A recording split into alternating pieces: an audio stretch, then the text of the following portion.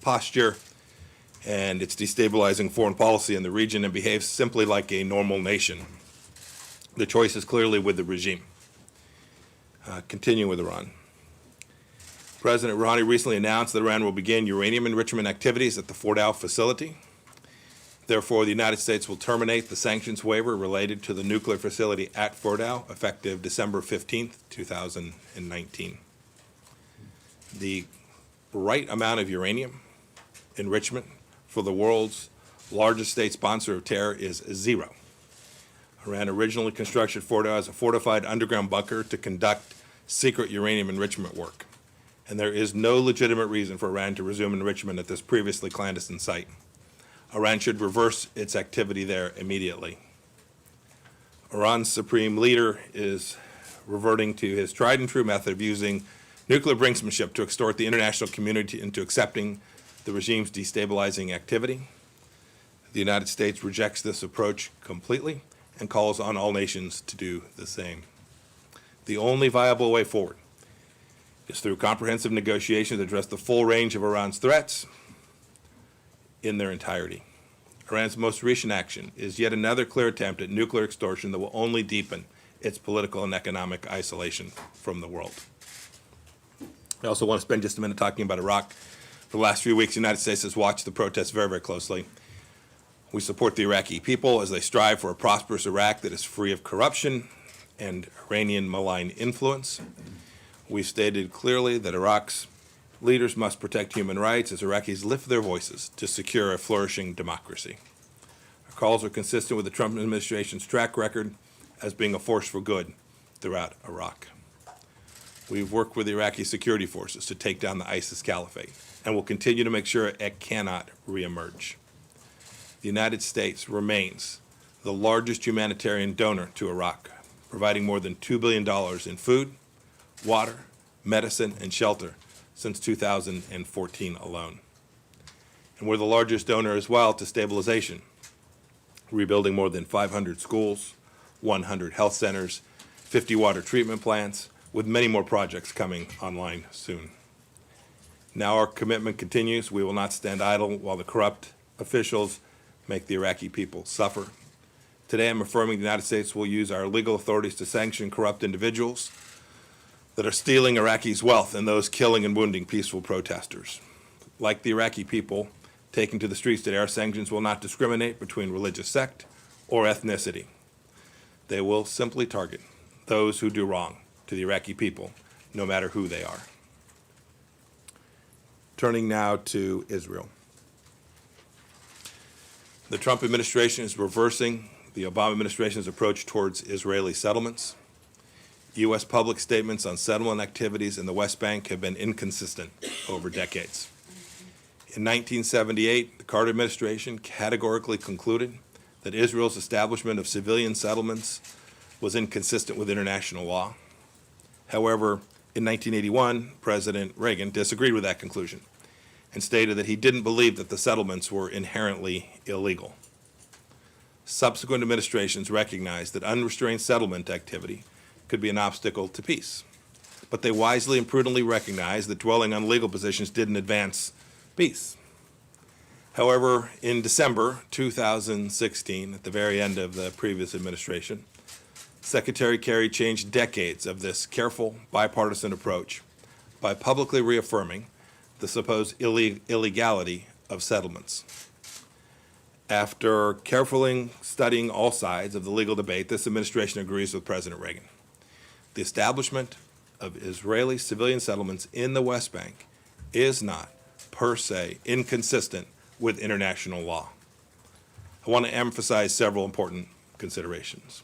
First, look, we recognize that as Israeli courts have that legal conclusions relating to individual settlements must depend on an assessment of specific facts and circumstances on the ground. Therefore, the United States government is expressing no view on the legal status of any individual settlement. The Israeli legal system affords an opportunity to challenge settlement activity and assess humanitarian considerations connected to it. Israeli courts have confirmed the legality of certain settlement activities and has concluded that others cannot be legally sustained. Second, We're not addressing or prejudging the ultimate status of the West Bank. This is for the Israelis and the Palestinians to negotiate. International law does not compel a particular outcome nor create any legal obstacle to a negotiated resolution. Third, the conclusion that we will no longer recognize Israeli settlements as per se inconsistent with international law is based on the unique facts, history, and circumstances presented by the establishment of civilian settlements in the West Bank. Our decision today does not prejudice or decide legal conclusions regarding situations in any other parts of the world. And finally, calling the establishment of civilian settlements inconsistent with international law hasn't worked. It hasn't advanced the cause of peace. The hard truth is, there will never be a judicial resolution to the conflict, and arguments about who is right and wrong as a matter of international law will not bring peace. This is a complex political problem that can only be solved by negotiations between the Israelis and the Palestinians. The United States remains deeply committed to helping facilitate peace, and I will do everything I can to help this cause. The United States encourages the Israelis and the Palestinians to resolve the status of Israeli settlements in the West Bank in any final status negotiations. And further, we encourage both sides to find a solution that protects the security and welfare of Palestinians and Israelis alike. Turning now to Hong Kong. The United States is gravely concerned by the deepening political unrest and violence in Hong Kong, including the standoffs between protesters and police at Hong Kong Polytechnic University and other campuses. We've repeatedly called for restraint from all parties in Hong Kong. Violence by any side is unacceptable. The Hong Kong government bears primary responsibility for bringing calm to Hong Kong. Unrest and violence cannot be resolved by law enforcement efforts alone. The government must take clear steps to address public concerns. In particular, we call on Chief Executive Carrie Lam to promote accountability by supplementing the Independent Police Complaints Council review with an independent investigation into the protest-related incidents. As the United States government has said repeatedly, the Chinese Communist Party must honor its promises to the Hong Kong people, who only want the freedoms and liberties that they have been promised in the Sino-British Joint Declaration, a UN-filed treaty. And finally, Bolivia. The Bolivian government announced Friday the expulsion of hundreds of Cuban officials for their country. It was the right thing to do. Cuba wasn't sending doctors and officials to Bolivia to help the Bolivian people, but rather to prop up a pro-Cuba regime headed by Evo Morales, who sought to maintain his grip on power through electoral fraud. Bolivia now joins Brazil and Ecuador in recognizing the Cuban threat to freedom. In each case, these governments, free of outside interference, have acted to protect their own national sovereignty and to defend their own citizens' interests. Bravo, Bolivia. I'm happy to take a couple of questions. Matt. Thank you, Mr. Secretary. On the settlement announcement, I'm wondering if you are at all concerned that this position, that's reversal of the previous administration's position, is going to increase the isolation of the U.S., particularly in the UN and around the world, because pretty much everyone else has held the position that if not illegal, they are at least inconsistent with international law. And then secondly, if I could, there are a lot of questions about why you have not chosen to speak up publicly in defense of your employees, including those who testified before the impeachment inquiry. Can you explain why you haven't chosen to make comments in their support? Thanks. So first question, well, I must say sadly, there hasn't been much support for Israel in the years leading up to this. It's hard to imagine more isolation, unfortunately, at the UN as a result of this decision. We've been challenged to convince nations all across the world to stand up for the people of Israel and their nation's right to exist. So I don't think this increases that. I'm happy to talk about Ukraine policy today. I'm not going to get into the issues surrounding the Democrat impeachment inquiry. Just not going to do it today. It is worth noting that Ambassador Yanovich's departure preceded the arrival of Bill Taylor. So there's some ideas out there that somehow this change was designed to enable some nefarious purpose. You should all just look at the simple fact that it was Bill Taylor that replaced Ambassador Yovanovitch, who in each case has been driving towards the appropriate Ukraine policy, which I'm happy to talk about. I'm proud of what this administration has done with respect to Ukraine.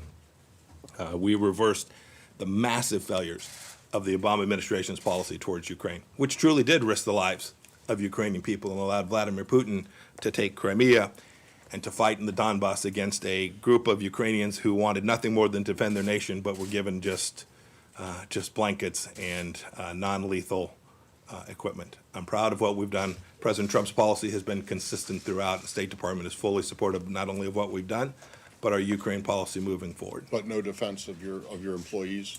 Nadia? I always defend state-born employees. It's the greatest diplomatic corps in the history of the world. Very proud of the team. Thank you, Morgan.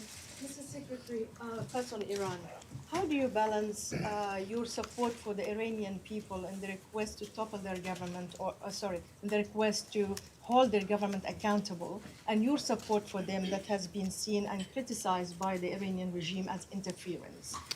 And I have another question on the Palestinian issue. I remember how the previous administration treated the Iranian people. I remember the signs that said, are you with us? Are you with the regime?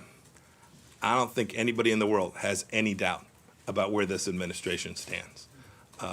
We want Iran to be a normal nation. We want the people there to have the freedoms to which they're entitled, and we want the regime's monies to be spent on things that benefit the Iranian people, not proxy forces in Iraq, not underwriting Hezbollah, not conducting assassination campaigns throughout Europe.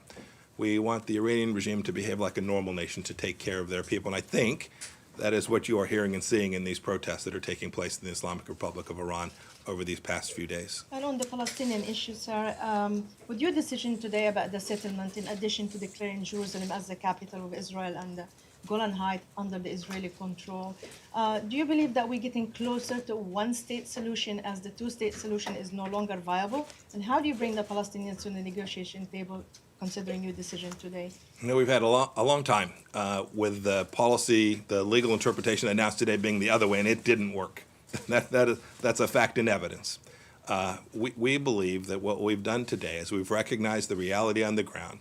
We've now declared that settlements are not per se illegal under international law, and we have provided the very space that your question suggests, the very space for Israel and the Palestinians to come together to find a political solution to this very, very vexing problem. We think, in fact, we've increased the likelihood that the vision for peace that this administration has, we think we've created space for that to be successful. I'm hopeful that we'll be able to move forward on that before too terribly long.